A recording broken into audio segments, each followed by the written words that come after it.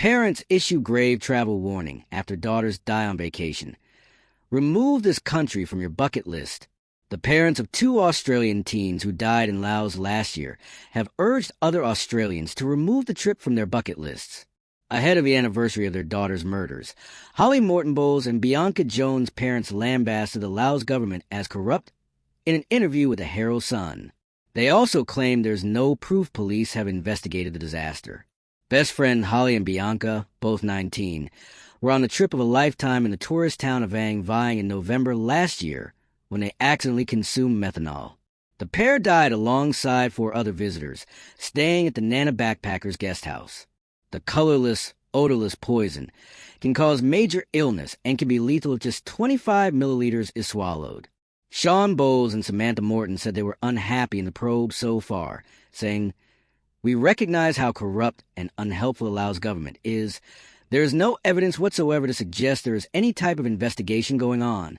Our hope is that Australians remove this country from their bucket list. Your life is worth nothing over there, and we have seen this firsthand, as well as other families that have been involved in this tragedy." Victorian Premier Jacinta Allen recognized that the parent frustrations were very real, owing to a lack of change happening at the end of the Laotian investigation. Meanwhile, Mark and Michelle Jones claimed to date no individual or organization has been held accountable, and highlighted that it appears these deaths of innocent young women may be forgotten, brushed aside, and left unresolved.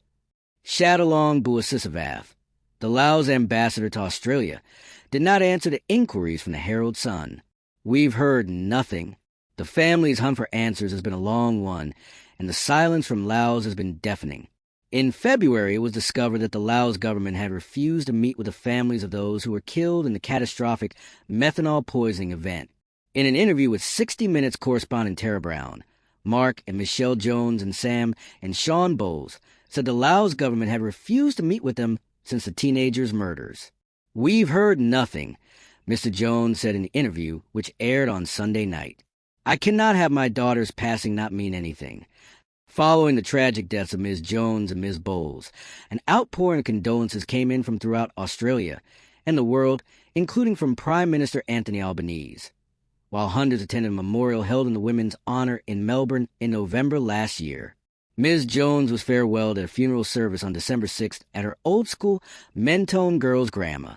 Days later, friends and relatives farewelled Ms. Bowles at Beaumera Secondary College in Melbourne's southeast.